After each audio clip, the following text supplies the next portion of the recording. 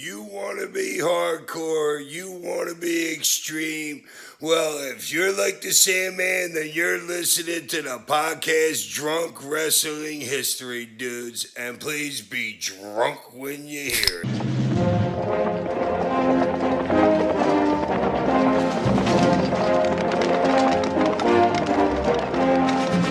We've got Bush. I like to fuck. Do you like to fuck? It's just money shots, chairs all over Barrett. Those guys with bang busts think they're a big deal. My dick is small.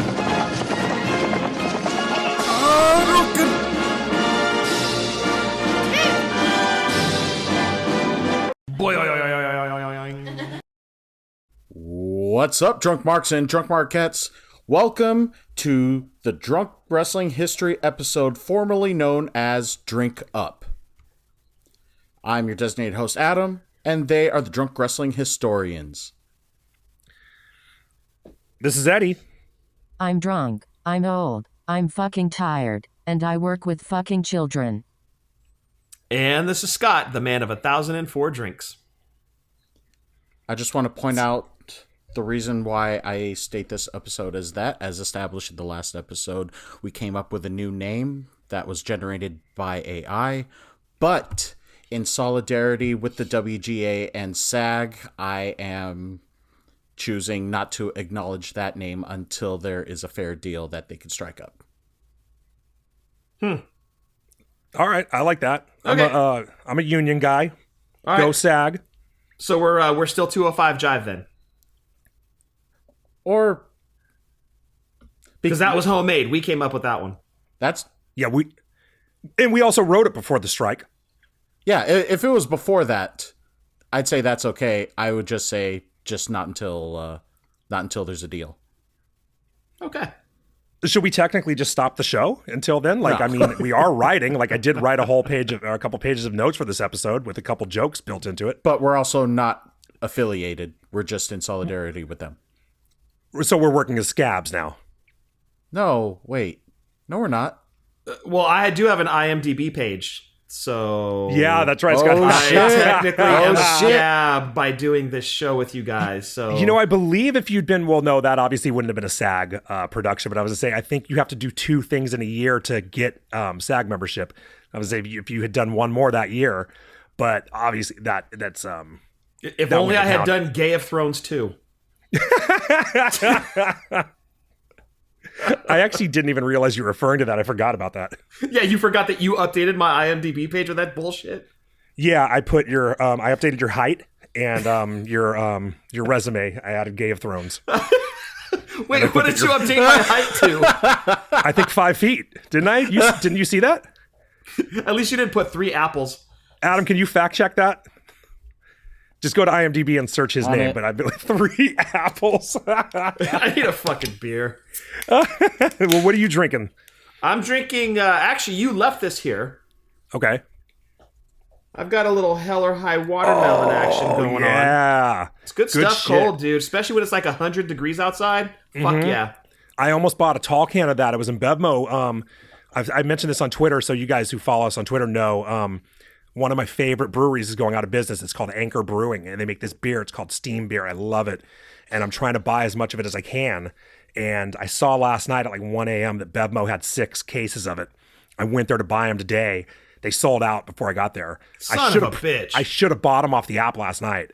And but I saw a tall can of Hell or High watermelon. I almost bought it for tonight. But instead of that, I'm drinking a white ale called Old Pal that I got from Lazy Dog, which is the beer restaurant that I go to. That I don't know where that is in the country. But also, you were kind of giggling when we started. Do you want to explain the green screen situation over here? Why am I explaining your green screen situation? Well, I don't know. I thought you might want to say what's on my green screen. It looks like a fucking dinosaur head.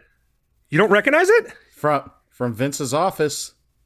That's Vince's dinosaur. Oh, that... You're ridiculous, dude. That's the dinosaur he banged the paralegal in front of. You're fucking ridiculous. That's now my background for StreamYard. You could at least fucking Photoshop like a bukkake on it, so it'd be like. I can do that. I could probably do that right now while we're recording. But, Well, I mean, no need for that. But like, it would be funny for the next episode to have like dinosaur bukkake head. Next week. Perfect. There's something to look forward to. Okay. Well, so Or get quickly grossed out by. since Adam is looking up your IMDb profile, I just had one thing. Did you find it? Yes. Oh, go ahead. You can do that first. His parents of The Toys That Made Us and Gay of Thrones. And what's how my tall is he? height? Oh, height is... Where is it? 5'3". 5'3". It was a fiasco updating that too, dude. You can't just go in and update it. You have to make a pro account, and I think I had to like give him my credit card. Like I went through a lot. It took, and then it's like a 2-day process. It was a ordeal updating that IMDb, but it was worth it. Yeah, totally worth it. Yeah, but but also with The Toys That Made Us and Gay of Thrones, you could also see his official website that's listed on here, which is a link to Drunk Wrestling History. I should have put Lemon Party. Oh my god! You fuck. I wonder if I could still change that. I should change the scroll at the bottom of this to Lemon Party. No, don't do that, dude. Don't do that. It's fucking wrong. He's famous. Quickly before Adam gets into what we're going to be talking about today, I want to follow up on something I sort of alluded to last week about 1-800-COLLECT. I looked up the information because I had like a tiny bit of information, enough to where it's like, maybe this is a funny story, but I don't have enough to finish the story. Since it's wrestling related, because you can't watch wrestling in the early 90s or early 2000s without seeing 1-800-COLLECT commercials. Fair. That's true.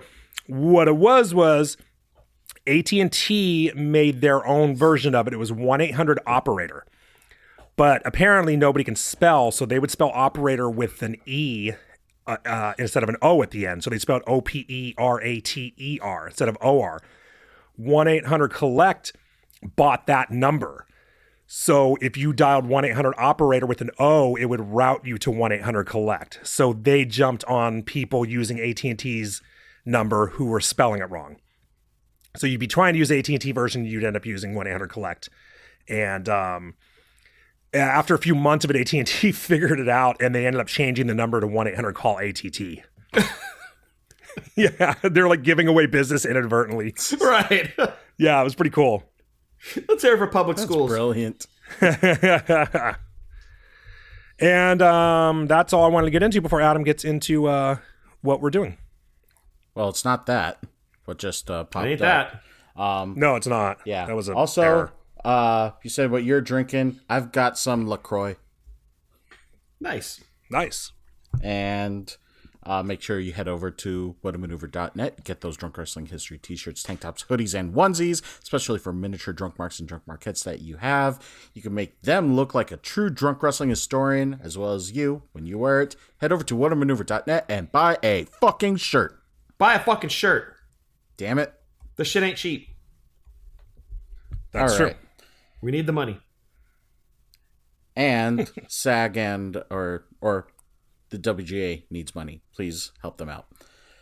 For this week's episode, in the second week of our half-assed WrestleMania X7 month, this is going to be dedicated to Joni Lauer, the ninth wonder of the world.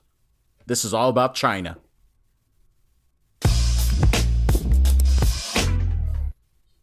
I figured I'd just get that right out of the way. Right out of the way. And I It's got an it elephant fixed. in the room. And the sound works. It was broken last week, so I got it. How'd you I got break it it? fixed. I got it fixed, and it was going to come up anyway. So why not just? Yeah. Actually, I take that back. It's not the elephant in the room. It's the dinosaur skull in the room. Needs to be addressed. Exactly. So the reason we're doing, did you mention that it's WrestleMania 17 month? Yes. Okay. Our yeah, half-assed version of WrestleMania. our half-assed 17. version Yeah. where you're getting the only 3 way we know how. episodes. Right. You're getting 3 episodes instead of 5. You're trying to do math with alcohol. It's hard, so it's half-assed. So Hey, if you Yeah, guys and we buy have fucking another- shirts, man, we'd put full effort into it. But you know, That's true. that's what you That's get. true. That's what you get. It's punishment. Yeah, and it's just our typical screwiness with scheduling. And actually, I have an episode that's going to come up in August that should have been coming out this month that I didn't think about till we already had these all worked out. So it is what it is. I think we miss more of them than we hit, but who cares? So the reason this was your idea, Scott, was to do Chyna, and it was it was your idea to do a Chyna episode because she won the women's title at WrestleMania 17. Yeah, it was also one of her last appearances in the WWE. It was also one of her last appearances. Yeah, it was really late. It was, very late for someone to win a title in their career. Totally. So that's why we're doing this. We had another episode idea too that we scratched that one, but we would have done it if we were doing 4. But so you got Chyna this week, and we're gonna talk about her career and her impact and how great she was. Yeah, absolutely. Do you remember the first time you saw her? Yeah, on her debut. Well, it would have been. So I wasn't going to get into this for a while, but she debuted on a pay-per-view, which when I get to that page in my notes, I'll have the name. But I didn't see that pay-per-view, so I would have seen her the next night on Raw. Got it. Yeah. Okay. I assume the same for you. Yeah, I was... Dude, it's one of those things, like, as soon as she hit the screen, you're like, okay, she's probably going to be a big deal. Like, WWE didn't ever have somebody in the Federation that looked like her before. Right. And you're like, either they're going to fuck this up really bad or she's about to be a big deal. And I was more of the mindset that I think they're going to really do this right. And she's about to be a big deal. And they played all their cards right. And they had a Hall of Famer on their hands. Exactly right. They did. Yeah, they did. They did the right thing with her. Luckily, it didn't turn into a cloudy situation. Right. Yeah. Which I don't remember if that was prior to this or if it was after. I can't remember actually. It was prior. It was okay, before I thought this. Yeah. so. Yeah, but it would have been really easy for Vince to fuck it up by doing something like that. Totally. And luckily he and a few people there had enough sense not to let that happen. But who we should ask, if you remember the first time he saw her, is Adam, because he wasn't watching wrestling yet. Yeah. Oh. Had you seen her before you started watching wrestling? Because she became seen fairly her mainstream. So I definitely knew that she and Triple H or she and DX were affiliated, just being those ass kickers. But by the time that I started watching, she was already with Eddie Guerrero. Okay. Oh, so she was doing the Mamacita She was thing. Mamacita. Got it. And that's when you first started watching. Yes. Got it. Okay, so let's get into her background and how she got into wrestling. She grew up in Rochester. I didn't look up what year she was born, but she's probably a little younger than you, Scott. I would assume. Year of our Lord, 1969. 5 years before me. Just barely, yeah. Just barely.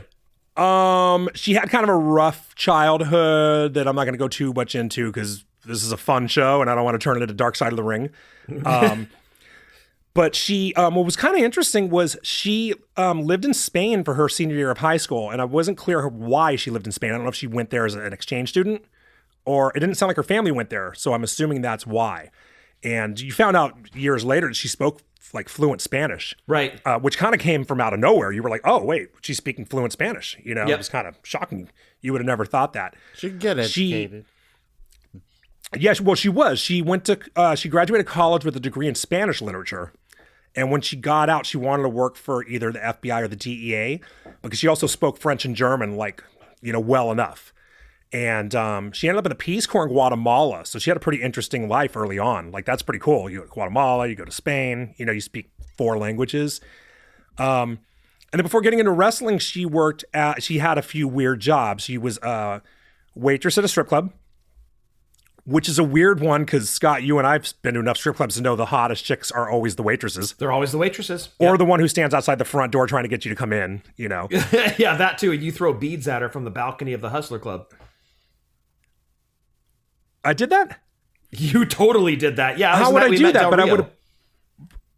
But wouldn't I have been above her? Like, the balcony would be above where she stands. No. There was a strip club directly across the street from Hustler Club. Oh, the other strip club. Okay. Yeah, the one across the street. Yeah, and you had beads in your hand. You fucking hucked it at her, hit her in the head. We had to go back inside and get another drink. Oh, I forgot. That's a chick. I cracked her in the head. You did, yeah. Yeah, it was very rude of you. I wasn't on purpose. Well, of course not. I mean, it wasn't as bad as going to Metallica and hitting Jason Newsted in the face with a calculator, which I'm still ashamed of 20 something years later. You should But she was a 900 chat line worker, which had to be interesting to hear that voice on the other end of the line. She was a belly dancer and she sold pagers. So the moral of the story is don't get a degree in Spanish literature. Exactly. Yeah. Exactly. She also sang in a band, which I assume had to be like a doom metal band with that voice. You know, she had that deep voice. Right. It was like a typo negative tribute band.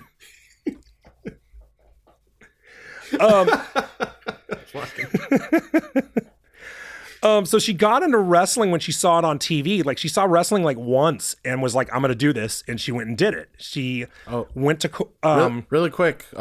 She also trained to be a flight attendant en route to her first flight, car accident.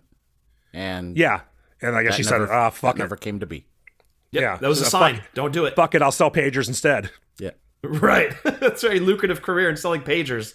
Yeah. This technology will never be 80s dated. and 90s. It was the 90s. Yeah. So she ends up going to Killer Kowalski School up in Boston to train. Being from Rochester, from that part of the country, Kowalski would probably be the closest reasonable, reputable school to go to, I would imagine. From someone run by somebody well known like that anyway. Les DiNucci was doing his still in Pittsburgh, but whatever. She ends up at Kowalski School, and she only had a couple matches working there, and Moolah set up a couple of them, which I thought was interesting. That was like the end of Moolah running shit. You know what I mean? Right. I think her whole empire had kind of fallen apart at that point. Yeah.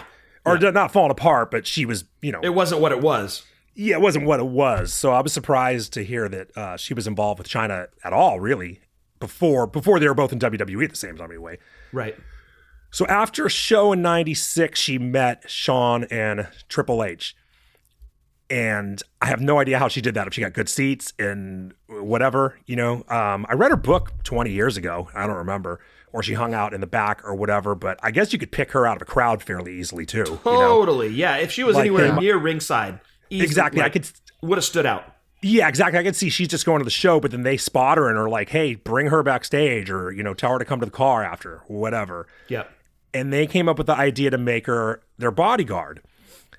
And Vince didn't like the idea of her beating up dudes, so it took them some work to sell them on it. She also got an offer from WCW at the same time, and Kowalski had to have set that up.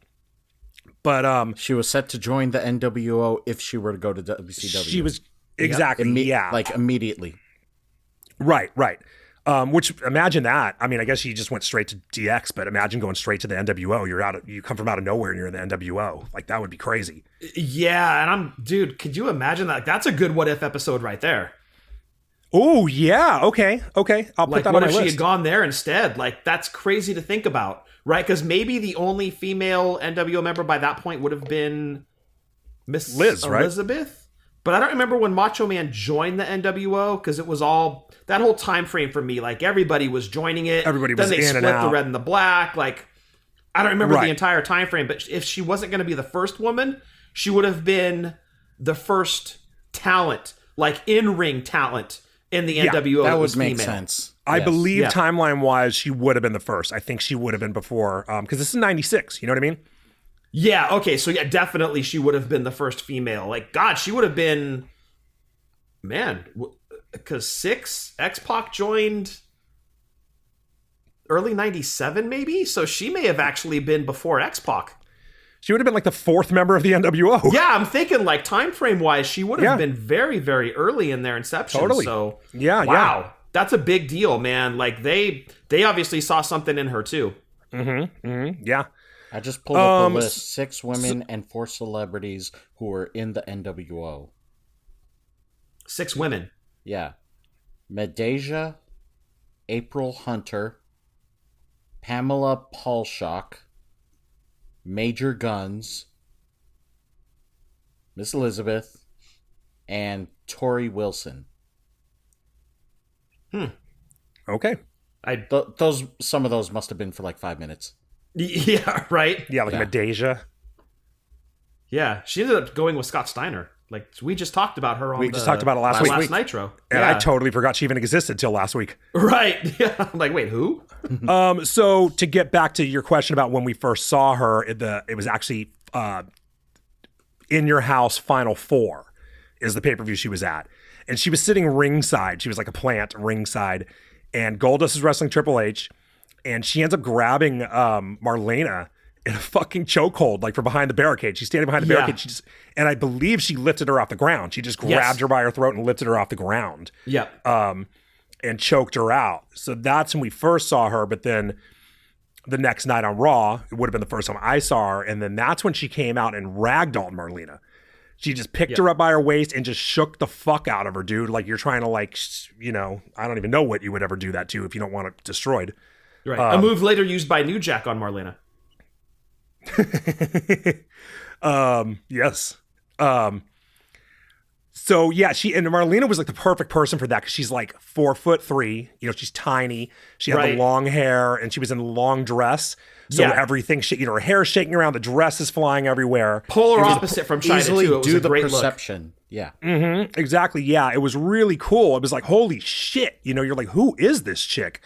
And it was just, I think it was, I don't think Triple H and Goldust were feuding for that reason. I think it was just good timing. Like, okay, we're going to bring her in. By the way, since you're feuding with her, let's have her go after Marlena. So it just all worked out perfectly. I could be wrong and it could have been set up for that reason, but I don't believe it was. And then I think it was like the next night they come out and talk about her and they name her Chyna, which was like an ironic name, like Chyna, like a dish is delicate. Right. And Chyna is not fucking delicate in any way. The opposite of delicate, yeah. Yeah, and I thought I always hated the name. I always thought it was a dumb name. I didn't like spelling it wrong. They could have I got the joke, I guess, but after a week you forget the joke anyway, Yeah. It was just, it was like Dewdrop. Like Dewdrop is the stupidest fucking name you've ever heard. Right. It's like it an ironic came from name. one of the stupidest wrestlers in the world. Who? No, Dewdrop? not one of the stupidest. You know who named Dewdrop, right? Oh, Eva Marie, right? Yeah. Yeah, I forgot about that. Oh, it was probably her legit idea. Yeah. I don't know. That worked out very well. Awful. I know she was back for like for like a month and we're stuck with Dewdrop. Yeah. I Thank know. goodness she's back to Piper Niven. Anyways. Yeah, I love her as Piper Niven. And then really early on, I kind of forgot how early it was, so I started looking at some stuff because Sean was still there.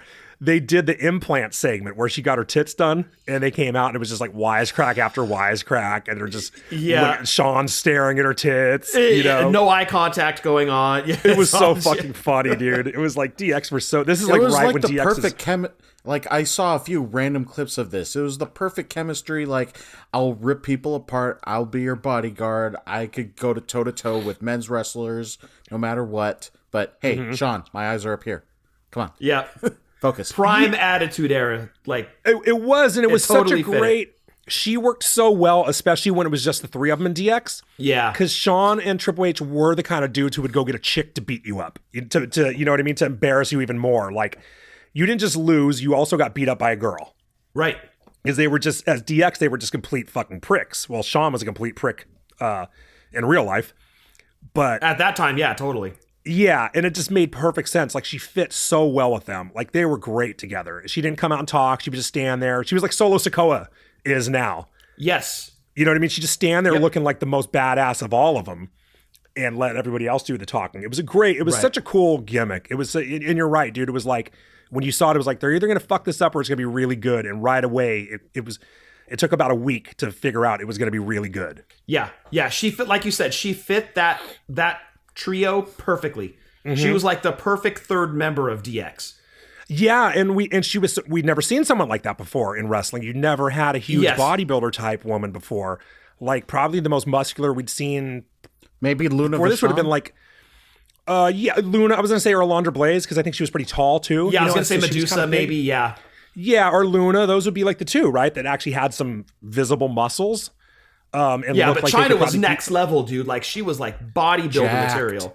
Yeah. And when she got in there with the dudes, like went face to face with like even Sergeant Slaughter, you're like, okay, I think she could beat his ass. Like, legit. Like this could be a fair fight.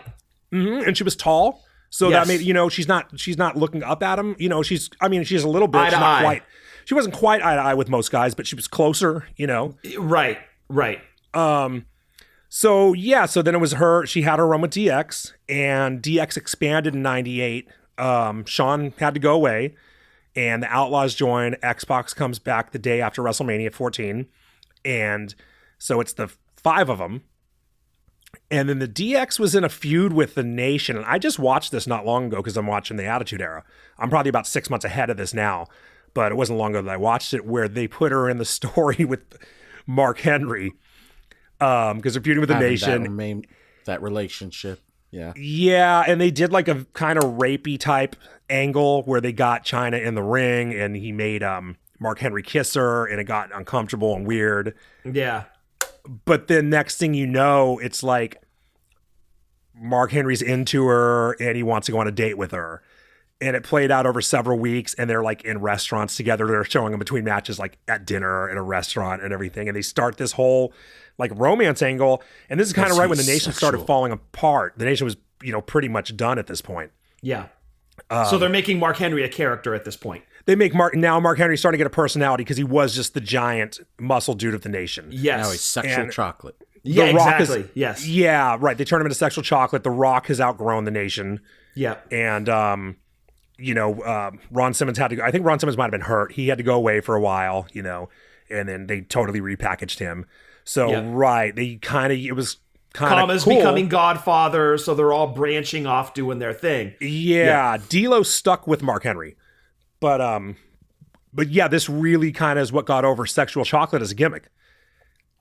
And it went on for a few months, but then she eventually revealed the whole thing was a scam to embarrass him, which I didn't think ever really made a lot of sense. Like, I'm going to fuck you for a few months so I can go on TV and say I was never into you. Yeah. You know what I mean?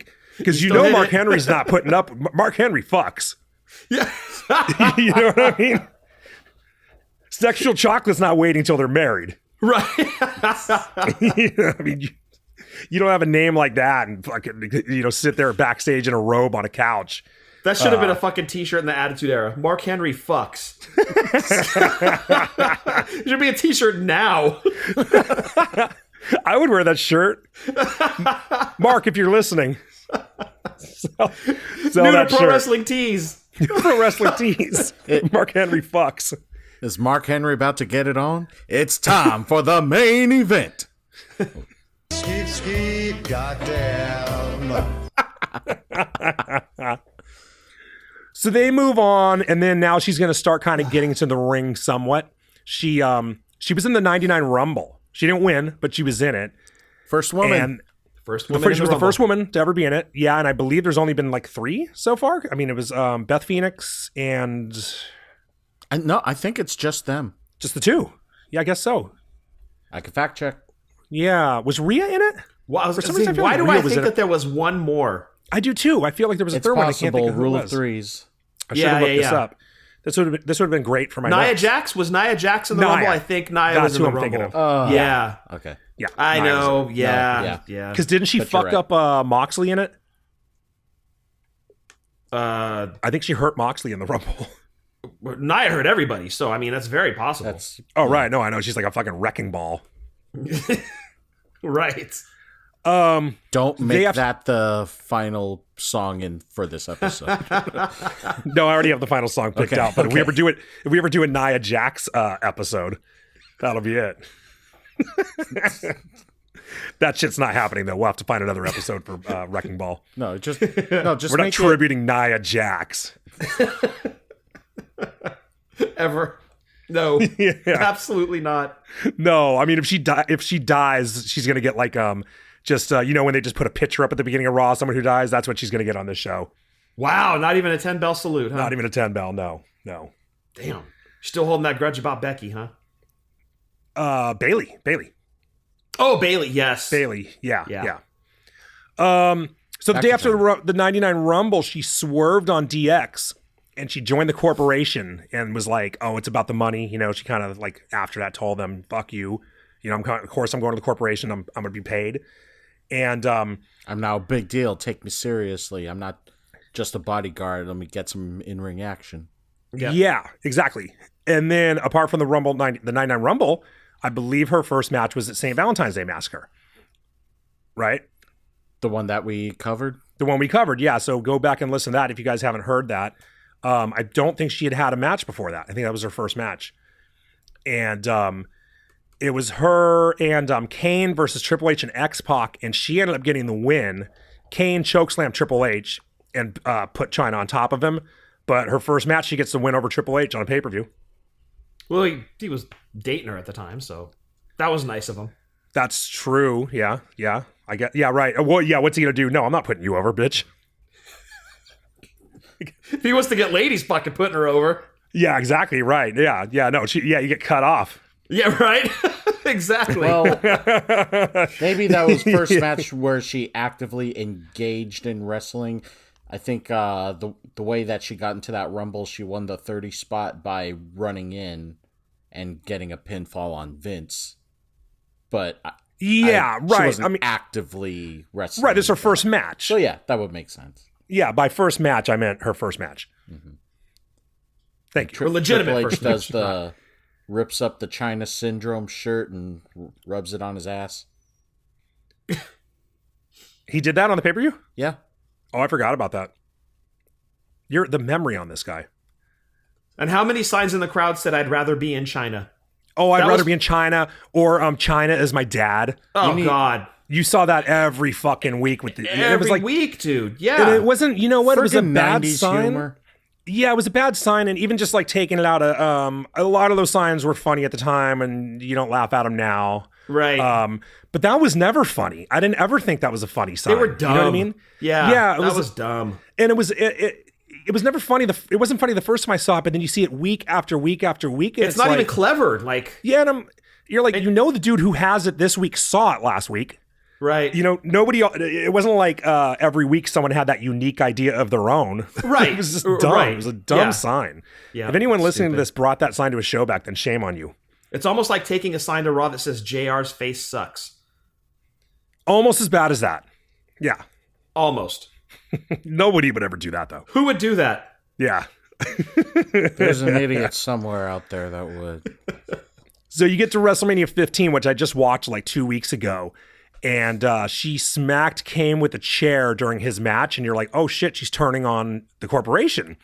And that's when she and Triple H are like, oh my God, we're back together, you know? And you're like, it was like Macho Man and Elizabeth when they got back together. Yeah. Except it had only been like a 2-month story instead of a 3-year story, whatever, 2-year story. Right. So it was much less dramatic, but it was still cool. You're like, oh, cool. Because I think at this point, we all kind of knew that they were together in real life. Yes. Correct. Right? Because this would have been 99. I'm pretty 99, sure. Like, yeah. I think we kind of all, by this point.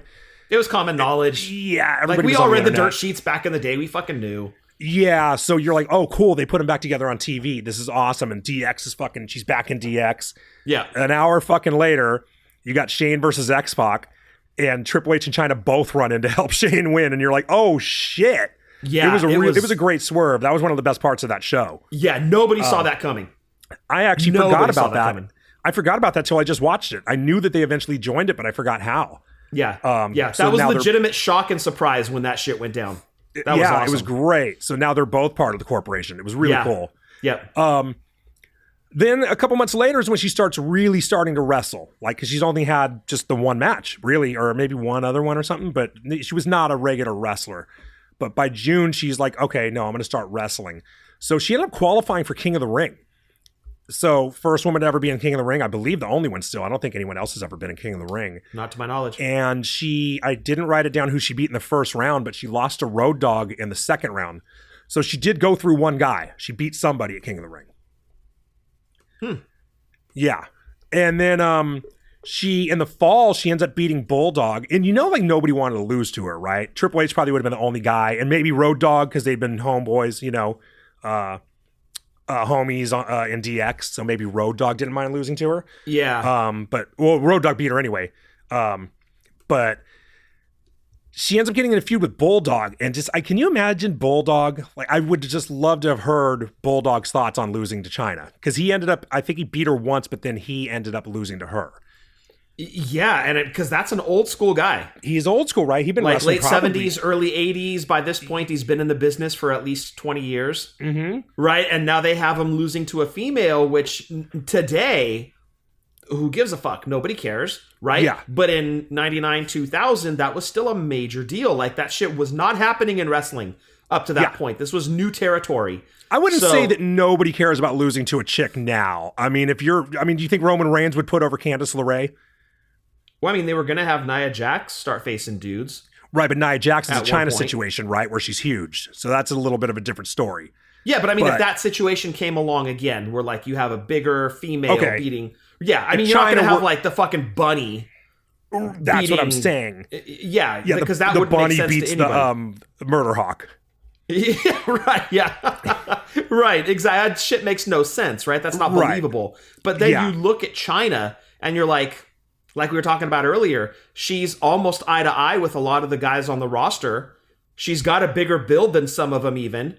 So it's very believable that she could take them in the ring. Yeah, So- exactly. Which she did knock off Val Venus in that first round. Oh, Val Venus. That's who there it you was, go. Val Just Venus, looked it up. right. And I guarantee you Val Venus is still pissed about that. Right, there's no way. Oh, man, if you ever run into Val Venus, point that out to him. He'll probably go on a rant. Hey, dude, remember that one time? Yeah, I mean, you saw the shit he said about Nia and everything, you know? Oh, dude, yeah. Yeah, Val Venus. That's hilarious now that I think about it. Do you think having her beat Bulldog was a little bit of a hazing on Bulldog? Because I started thinking about it, right? He had walked out after Montreal, didn't he? He did go to WCW. Yep. He quit. He went to WCW. Now, he had gone to WCW. He had the back injury from the trapdoor in the ring. Yes. Which, if anyone doesn't know that, it was when Warrior was coming back, right? It was Warrior, yeah. Warrior was coming back through a trapdoor in the ring. Nobody told Bulldog to stay away from the trapdoor. He took a bump onto it and landed on like a bolt or something. Fucked up his back up. good, dude, yeah. And he was kind of never the same after that. I mean, I assume he was always, I don't think he started doing drugs then, but it seemed like he got worse, and probably painkillers. Painkillers, yeah, exactly. He had a really bad injury, and WCW cut him while he was hurt. Yep. Which, man, all the bad shit people say about Vince, I don't think he ever cut anybody while they were hurt. He always got that was like rehab. WCW's MO. Oh, they're on the shelf? Fucking cut them. They did it with Austin too, yeah. Right, but WWE is always get people healthy and then cut them. Right. Even people who are problematic, like Evan Bourne, he failed a drug test, but they still let him come back from an injury before hiring him or firing him because I think he broke his leg or something. Yeah. So then I was like, okay, then Vince brought him back. I wonder if it was kind of like, not a hazing, but kind of, we're going to bring you back, but you got to put over Chyna kind of thing. It was almost like a punishment, like we remember what you did. Or, a punishment, or like a kind of testing him, Are you going to play ball? Yeah. That kind of thing. Yeah. So, I don't know, but he ended up having a decent run. He ended up working, I think, with Austin for a while, not long after that. So, he didn't come back and get buried, but I wonder if it was sort of like, here's your first test now that you're back in the company. Yeah. Because like you said, these are all old school guys. Then she moves on to Jarrett. Jarrett beat her at Unforgiven, but at No Mercy, they had the infamous match where he held up the company. And we've talked about this a bit before. We talked about it last week on Nitro, actually. So this actually came up last week, but Jarrett's contract had expired like a couple days before this pay-per-view. Somebody lost track of that. I don't know how that happened. It was JR. JR. It was JR. Yeah, it was JR. I don't know how he lost track of that, but they had booked him in the match. He didn't have to show up to work because his contract was up. Yep. And he shows up. He demands. It's always a different number when you read it. I heard $200,000 today. I read $300,000. I heard 300,000. Yeah. Yeah, that's what Chyna said in her book, and that's the first time I ever heard of it. Was Chyna's book. I had no idea this happened at the time it happened. But it was either $200,000 or $300,000, and Jarrett was owed money by the company, for merchandise. So, but like we said, I think last week, like he fucked up. He shouldn't have done that shit. Yep. And then it bit him in the ass a couple years later. Exactly. Yep. Yeah, but that's the infamous match where he went out and put over Chyna. Yep. So now for she's the first. $300,000. Yeah, for a couple $100,000, $200,000 or $300,000 he walked away with. Yeah, and then went to the other company. Good housekeeping match. Good housekeeping match. That's yeah, right. Dude, you know what you could do with? I mean, he lived in Nashville too. Like, what? I mean, What you could do with I imagine you could buy it. 200,000.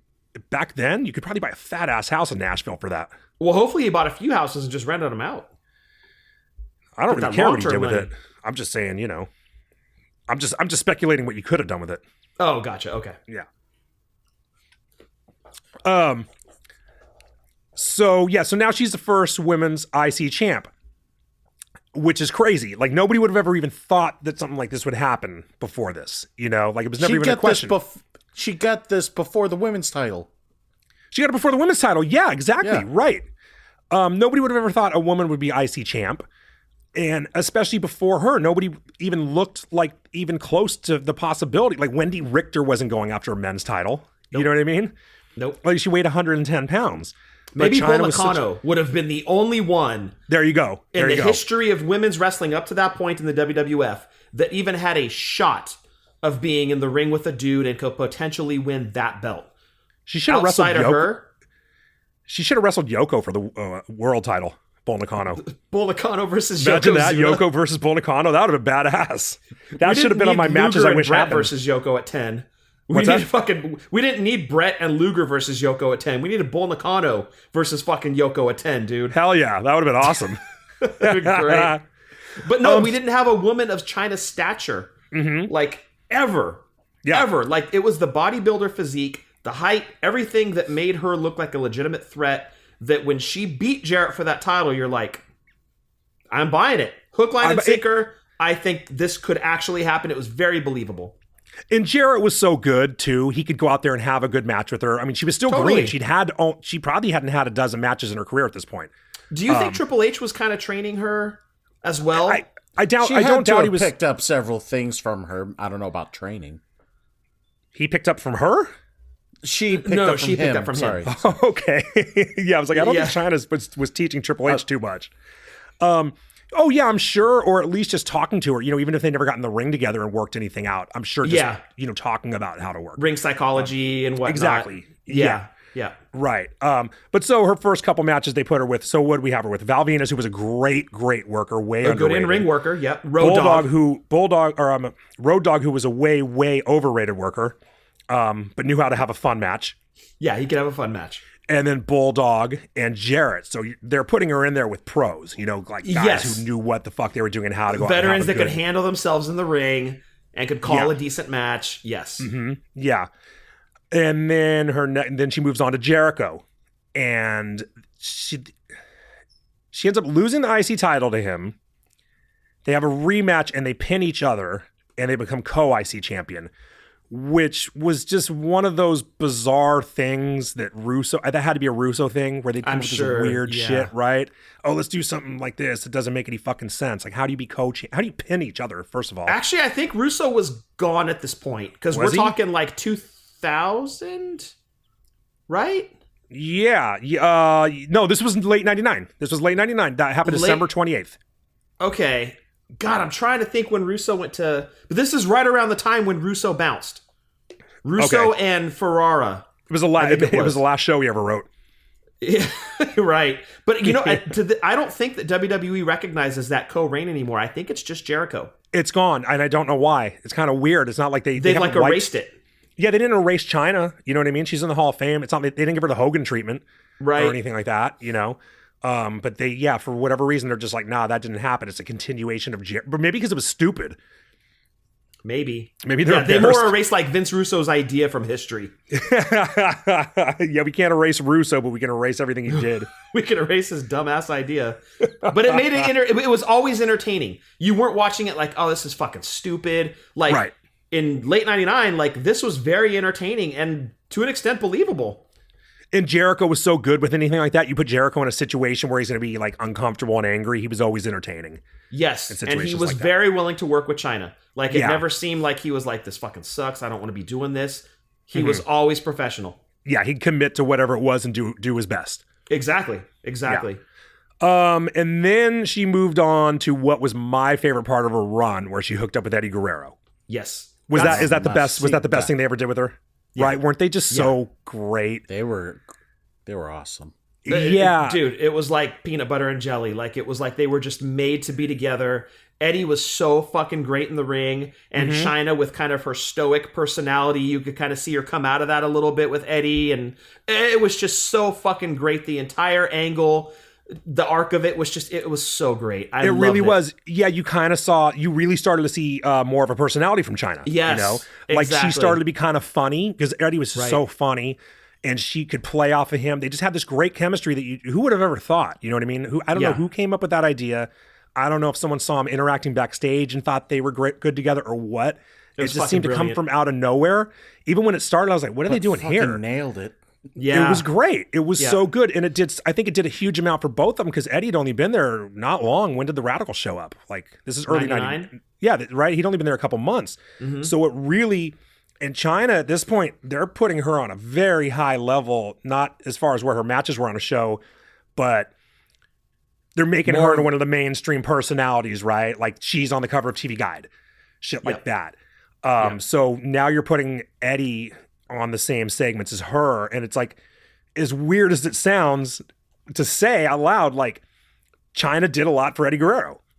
Oh, 100%, dude. Yes. You know? Yes. Yeah. It worked both ways, and that's a great point. They both helped each other out tremendously. Mm-hmm. Right, and right. At this point, were you thinking, are they grooming her for a heavyweight title? Because they've had her run with the IC belt, which is a second tier belt. Right, that's a shade below the heavyweight title. Mm-hmm. Then you put her with Eddie Guerrero, and now you're starting to branch out her personality. Who would have the European title? Yes, but now you're starting to show like a different side of Chyna as well. Like, her personality is coming into bloom. Like, she's becoming a different person now on TV, and she's already had a run with the secondary title. Like, I was starting to think, holy shit, are they gonna? I mean, not necessarily give her the heavyweight strap, but maybe put her into a program for it. Well, she had already been number one contender for a minute the previous summer, but like, somehow Mick Foley took that from her, and I forget. I don't know. I didn't read every little thing I could, to be honest. It's been a busy week, but she had been number one contender for a minute, but I think it was just like a joke, basically. You know, like, what's going to happen next week on Raw? And then now she's not number one contender. No, if you had asked me at the time, do I think she's going to be champion anytime soon? It would have been not then, not in that era. Not necessarily being given the title, but at least put into a program for the heavyweight title. Put in the situation. Maybe, yeah. I wouldn't say a program, but a match, right? Like an impromptu match on SmackDown. Well, remember, we had so many pay-per-views back then, right? You were getting at least one a month. I was thinking, okay, she's probably going to get a 1-month program with the champion, and it'll culminate in a title match at a pay-per-view, which she probably won't win. But I was starting to see her being groomed for at least a program for the heavyweight title. Yeah, I wouldn't have been surprised if they did that, but I definitely wouldn't have thought she'd win it. If she ever won it, it would have been Triple H ran in and helped her win it, and then she loses it the next night on Raw. Something like that. Something like that, yeah. Because she's not beating Austin, she's not beating The Rock, she's not beating The Undertaker. Like, those were the guys who were the champs around that time, right? Right, right. If you were to have it at the time, I would say maybe Kurt Angle. Kurt Angle would be the only one she would beat because he hadn't been there that long. But even then, they were making him into such a machine. There's no way he was losing to her either. So maybe a different era, I could have seen it maybe 5-6 years later where it's like Cena's the champ or Orton's the champ or Benoit, because you're beating someone like Benoit, you know, someone who only held it for a month, or not a month, but 6 months.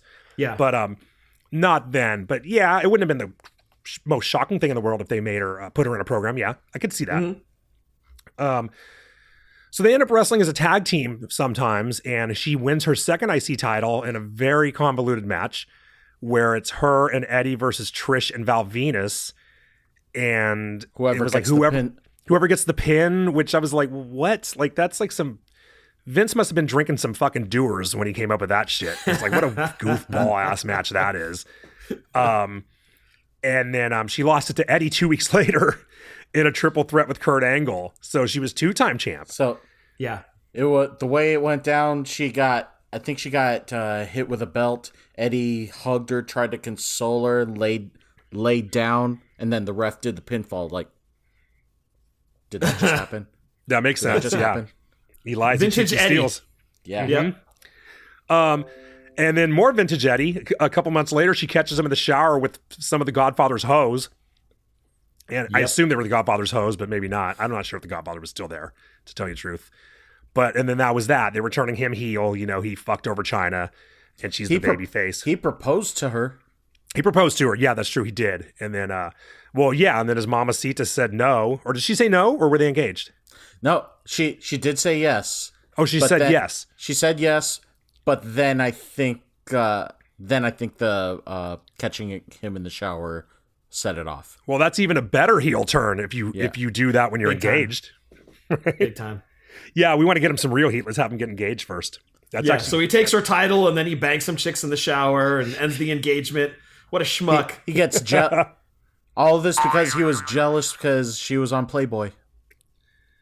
right. Yeah, because Yes. this leads right into the Playboy angle where she goes right from this into a feud with Right to Censor because her Playboy came out, and her manager years later claimed that Vince didn't want her to do Playboy and he offered her the world title to not do Playboy.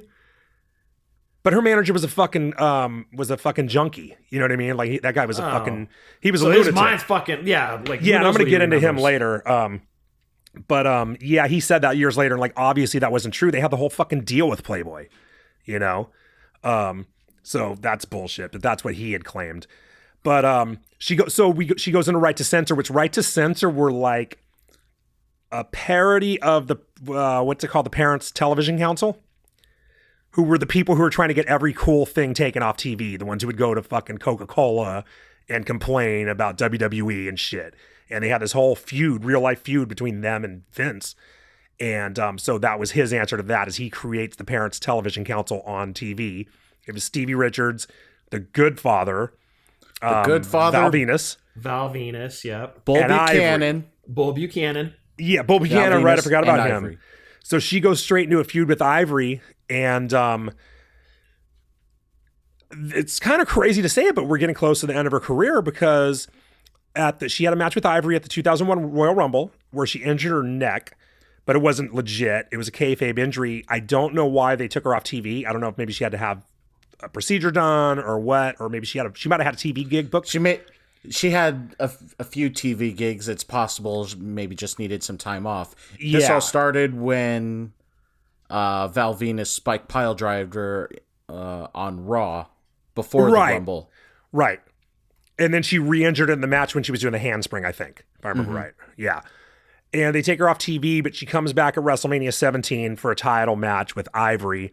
And I'm not going to say too much about it this week. Wait till next week for a review of it. But she beats Ivory, and she becomes that's her first women's championship.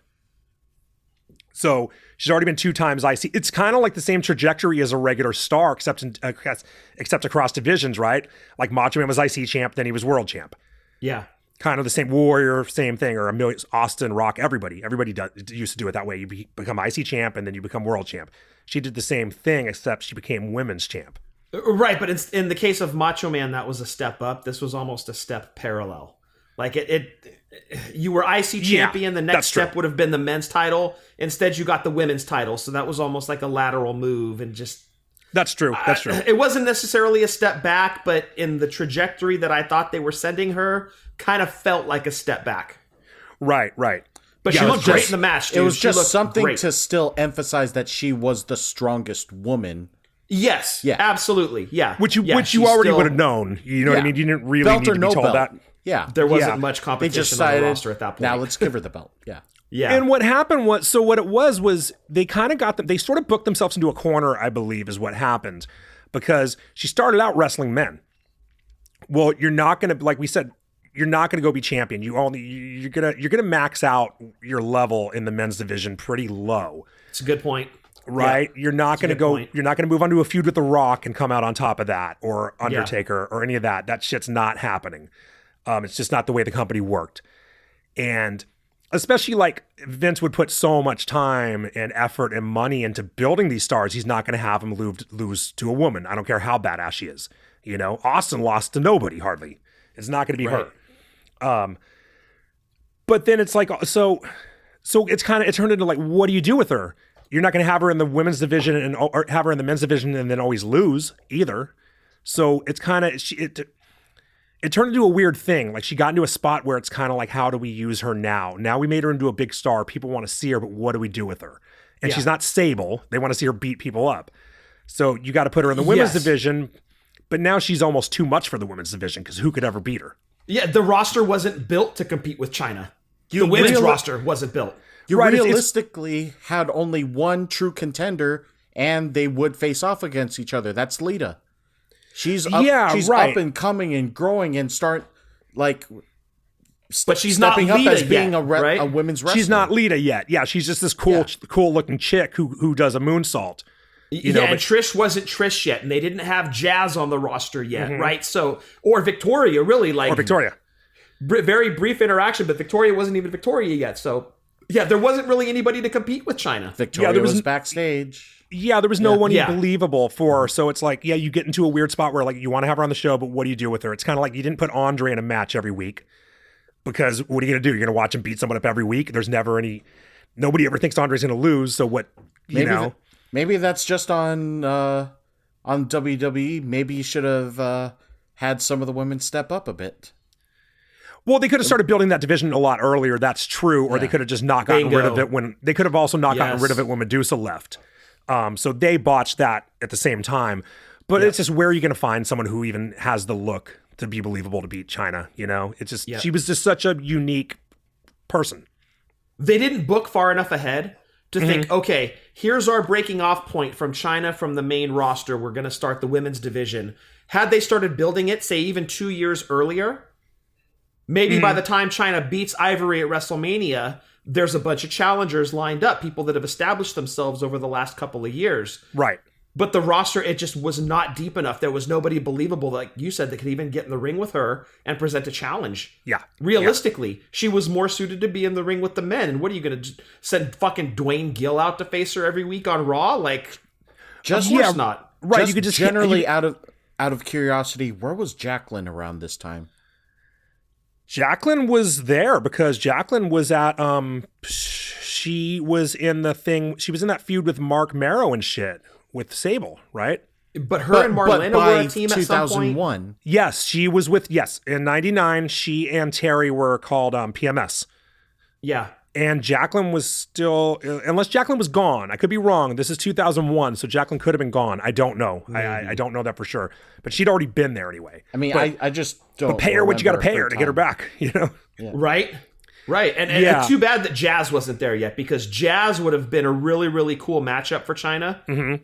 But again, you start to run out of challengers really quick because you don't have an established women's division. Right. And then they also, it's like, they kind of open a Pandora's box by letting her Yeah. wrestle in the first place. Once they put her in the Yeah. ring, they sort of were like, okay, there's a shelf life for this. But then her last match was with Lita. She vacated the title and she was still around. She was still employed for a couple months, but by, I think it was November, she was gone. Yep. And it was, she had said, oh, it was the whole thing with Stephanie and Triple H. And supposedly she had gone and talked to Vince about Stephanie and Vince sent her home. And I don't believe that. You'd have to be nuts to do that. You'd have to be completely insane. Absolutely. So what are you going to do? You're going to go complain to Vince about his fucking daughter? Like, what's he supposed to do? Send his daughter fucking home Yeah, because right. of you? Yeah. Because you can't fucking deal with seeing her there? You know what I mean? That doesn't make any sense. Yeah, and at this point, Stephanie's already an established on-screen character. Like, what? Fuck off. we're not writing her off the absolutely show. not. Yeah, Yeah. no fucking way, dude. No fucking way. Right. So I don't think that, I mean, maybe it did happen. Maybe Chyna was that crazy, but that just is nuts if she did that. Yeah, that doesn't sound right to me. She did definitely, because JR confirmed this. I think her sister said it, and JR confirmed it. She wanted, so her contract was up, and she wanted $1 million guarantee. And JR called that unrealistic. And this is part of the Pandora's box they opened with her, I believe. Like, no, she's not worth $1 million because you're not going to put her in these major programs that draw money. It is what it is. But they made her one of the faces of the company. Like I said, she was on the cover of TV Guide, so you can see why Chyna would think she's worth that kind of money. Playboy and TV appearances. She was a Playboy, right? She was a huge. when you so say that now, mainstream. like, Playboy in the 90s was fucking huge. Like, that was a milestone in a lot of people's careers, was just being in Playboy. Like, in 2023, what the fuck is Playboy? Like, gives a shit. But back then, like, that was a big fucking deal. Right, it was a huge deal. Like, you were, if you were any type of celebrity, even a very low level celebrity, you're going to be on Entertainment Tonight and shit like that to promote your. Yeah, it was very. Playboy so was very mainstream. She was as mainstream as Stone Cold and The Rock were at this point. I would say even more Agreed. mainstream than Undertaker. Like, she would be as Agreed. far as like people who don't watch yeah. wrestling. She was probably the third most recognizable person in the company. But yeah, $1 million, she's not going to draw that. So of course they're not going to pay her that. But you can also see why she'd expect that money. Yep. So it turned into a tricky situation, and she left. It's almost like it. I got the feeling like both parties gave their numbers and decided not to negotiate. It just feels that way. I mean, yeah, I guess sort of. I mean, she put up her demand and they said no, and I think that was sort of it. Yeah, I never heard of any counter offer. Like, okay, you're starting here. Let's see where we can meet in the middle. Yeah, like, try I've to never meet in heard the that middle. conversation. $1 million. Okay, you're not going to give me $1 million. Give me $9 million. Okay, give me $8 million. Right. There seemed to be it no. was more like offer. I reject it. See ya. There seemed to be no flexibility, Yeah. and WCW's gone. So what? But she's done some, like Adam said, she's done some. I think she'd already been on Third Rock from the Sun, so she's like, well, fuck it then. I'm super famous. I'm just gonna go do TV. And she left. She ended up going, and I completely forgot about this till I started reading about her. I forgot that she went to New Japan, for like a year or so, something like that. Not very long. Inoki brought her in, and Inoki was always into kind of gimmicky stuff. Like, Right. He would have MMA shit, and he had the fucking Great Antonio shit like that. So he would do stuff like that. So I think he saw Chyna. He probably liked that he found someone with a bigger chin than him. You know, I don't doubt he has a soft spot for her because of that. But so And Jay Leno was too expensive. Because he also has wrestling history. He does, yes. yeah. Leno wasn't flying to Japan. I can't drive there in one of my expensive cars. Fuck that. Yeah, fuck that. I'm gonna just stick around and do my headlines. Do some jaywalking. 20 years later, one of those cars almost kills him.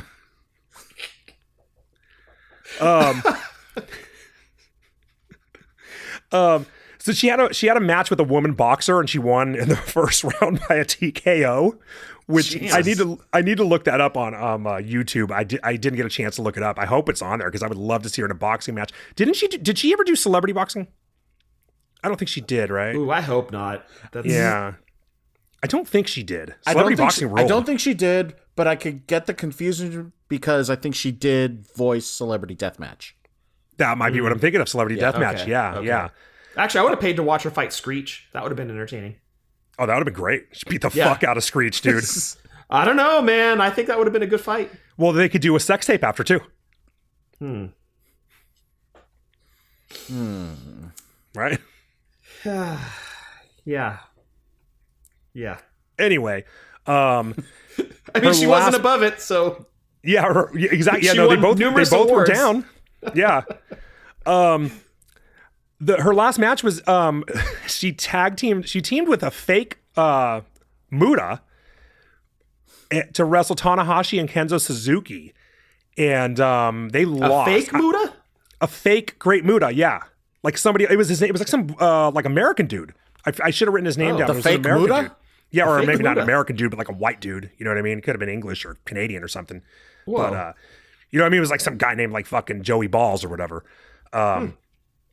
As Muda, and yeah, they lost. I'm not sure. I couldn't really see if she beat any of the dudes, but I would kind of be surprised. Like, I don't know, those, you know how Japan is. Like, those, I don't see any of those dudes after washing guys' backs in the dojo lining up to fucking carry her through a match and lose to her, no matter how cool she looked. You know what I mean? Right. That's just my guess based on what I know of Japanese wrestling. You know what I mean? Right. They're more traditional, and yeah, that shit ain't happening. Yeah, and a lot of those knuckleheads who do the goofy shit, like what's his name, Michael Nakazawa. You know, I don't think they were around then. Like that would have been someone like that would have done it. But fucking Kenzo Suzuki's not doing it. No. Yeah. No. Right. Just no. Yeah. And then the last we saw of her in wrestling was she went to TNA for about a month, and she did an angle with Kurt Angle, Taking on Jeff and Karen Jarrett. which is the kind of shit that made me stop watching TNA right around that time. Yeah. You know, that was right about when I tuned out, and I actually didn't even see her. I missed that because I was not watching that at that point. Adam, did you see that? I didn't see the match, but I think I was watching around the time that this happened. Got it. Okay. Yeah. And that was it for her for wrestling, and then she kind of just became like a character. You know what I mean? She sort of went into like Iron Sheik territory. She was almost like the original Iron Sheik. You know what I mean? Where she was just kind of Reality famous. show appearances. Yes, reality shows. Yeah. She used to go on the Howard Stern show a lot. She was like practically a whack packer, like Chic. Like she was a semi-regular on there. And it's kind of when I don't want to talk too much about her becoming a mess because I want this to be more about like how great she was than rather how much of a mess she was. But especially listening to her on Howard, you could kind of hear every time she came on there, she sounded worse and worse and less coherent. And you're like, man, and there's videos out there of it too that back that up. And it's and it's she sad, man. Yeah, she like took her clothes off and went in a fish tank in like a restaurant or something. You know, she just got nutty. And, you know, part of it, I think it was like a Anna Nicole situation. She hooked up with that manager. That manager was a junkie. And I think he was keeping... It's almost like an enabler. Yes, an enabler, or even like, I don't know what's the word for worse than an enabler, like a facilitator. You know what I mean? Like he would... Yeah. I think he might have been keeping her fucked up. Yeah. You know, because because she was doing conventions and shit like that, and he's taking a cut. So I think he was sort of manipulating her and keeping her fucked up. And and her Twitter went crazy. Like her last couple, like I was like, dude, when I found out she died, I was like, yeah, I fucking saw that coming about a month ago from reading her tweets, because her tweets got completely erratic. And you're like, this is someone who's not well. Someone needs to go fucking put her somewhere and keep an eye on her. It was really sad the way it turned out. And I'm sure it was that, you know, I'm sure it was that guy. I'm sure it was also, she never ended up having the Hollywood career she thought she was going to, you know, like she left WWE, never went back, and was never got to that next level of fame, never made any real money, you know, like she could have. But that just made it worse. Like, I'm sure Vince would have brought her back at some point. If she never got that redemption story. She never got the redemption story. Exactly. Yeah, you're exactly right. That's it sucks, man. Yeah, it does. When you think about it, because how awesome would it have been if a healthy, fit Chyna showed up in WWE in like 2015? You know, imagine the shit she could have done, especially like the original trailblazer. Secretly put her in NXT for a few months, because she was never the greatest worker because she was inexperienced, but put her down there with some real training, you know, for a few months, and don't tell anyone, keep it under wraps. And then she shows up and fucking chokes out Sasha Banks. You know what I mean? Like she did to Marlena, something like that. And this is right before, like, you hit 2015 right on the head, dude, because that's right before the women's division became what it is today. That's why I said 2015. Right when it started. Yeah, it's really started to blow up then, and Chyna would have been the perfect spearhead to bring all of that in and start putting these women over and helping them. Like, it would have been a tremendous redemption angle. And as a wrestling fan, I would have loved to have seen it, because it feels like Chyna was such a bright star, and it just burned out too soon. And I don't feel as a fan that I got enough of Chyna for what could have been in the WWE. I mean, yes, she's a Hall of Famer. Yes, she's a Hall of Famer, and it's well-deserved. But there was still so much more of that story to be written in the WWE. And it's sad as a fan that we never got that. Yeah, right. It was as good as it was, it could have been much better. Much better. Yes, there was still more story to be told. Yeah, She developed like a bit of sass around the time of winning the women's title and really coming into her own identity. Even sporting a C9 athletic wear. That, pretty much just creating her own name of it. Even when she beat Ivory, just after... Cool. Really. After just beating Ivory, dropping her, looking at the camera. Yeah, I just did that. What are you gonna do about it? Yep. I would have loved to see her like around the time Bailey with her ding dong. Like, okay, prick, what are you trying to do? Because she could still be doing that today. Yeah. She could still be doing all of that today with the character that she established back then. That would still play today, and it would still have an impact on the fans and the audience. And it sucks, man. It really sucks that bright star just burned out so quick. Yeah, totally. And you could have had her like Nia Jax was there. We could have had Chyna Potato, Nia Jax for no reason. But we had some believable. You know, now you've got some women in the division who would be believable. You got Charlotte, who's big.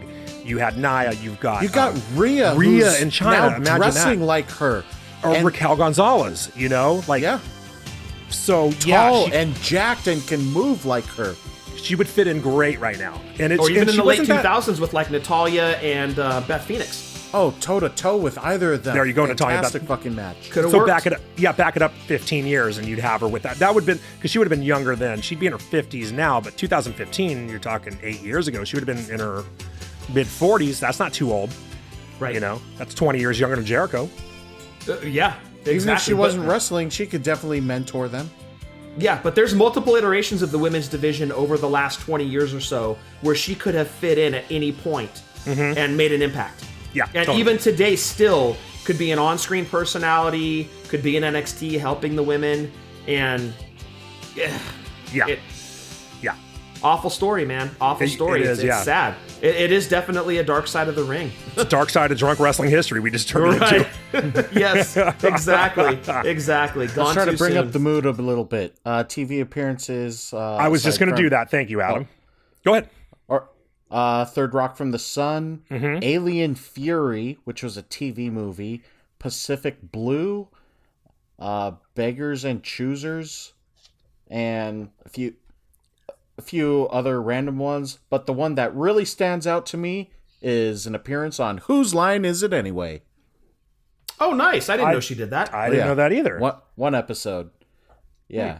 And then do you want to take care of her other movies in her career?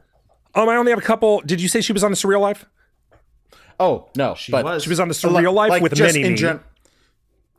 with Mini which- Me and Vern Troyer and Gary Coleman. All three Yeah, and of I them should have now mentioned that together. earlier. I R.I.P., should have mentioned yeah. that before we got into this because she was a complete mess on there. She was in yeah. a movie with Anna Nicole, ironically called Illegal Aliens, and she was in a Seven Dust video for the song Enemy, which when you said earlier something about the song I'm going to end the show with, and I already had something picked out, that's what I'm ending the show with tonight. Nice. And I kind of started thinking about it, right? She had a great look, especially, she got some facial surgery and everything. Like Chyna in like 2001 was hot. Oh, dude. Yeah. Right? Like Oh, that's yeah. what she was in. She wasn't in Playboy because she was famous. She was in Play, she was hot. So she ended up. So now she's huge, and she actually slimmed down. She wasn't as big by then. She had dropped some weight, but was still ripped. Great look for like action movies. Her promos were usually pretty bad, except for the stuff with Eddie. This worked well. So maybe as an actress, she wouldn't have been very good.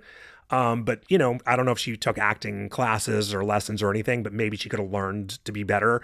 But I thought she should have had Michelle Rodriguez's career.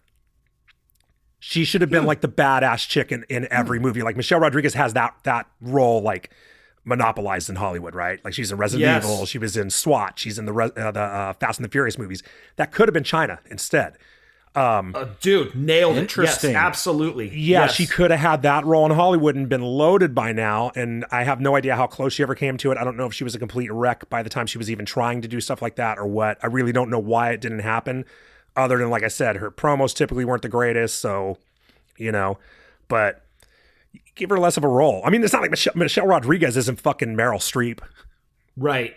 Right. Right. She's got a look and she fits a spot. But there's that still, they've written a part for. So yeah. So she could have been. That could have been there's still her. That could have been productions Chyna. for that niche crowd, and she could definitely Yeah. appeal to them. Yeah. So that was kind of where I was like, damn, like that's what she should have ended up doing.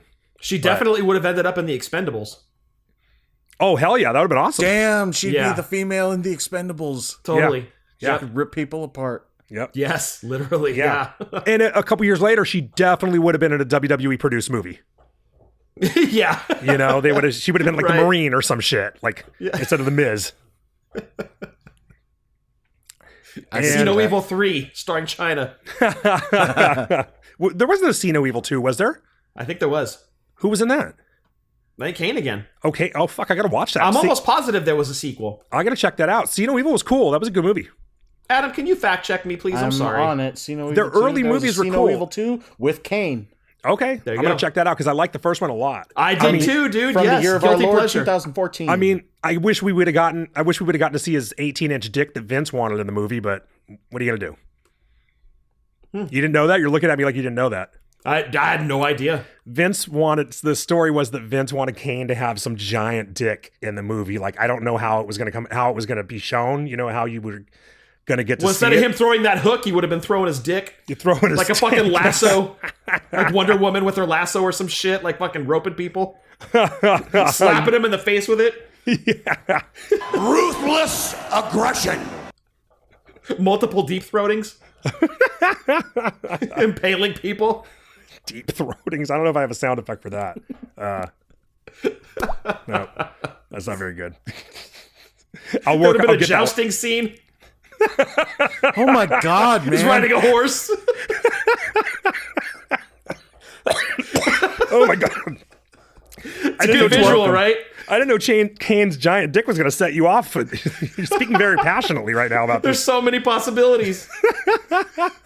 If you had Kane's dick in your bingo card of the episode about China, Someone's mounting a camera on him. It's affectionately referred to as Katie Dick.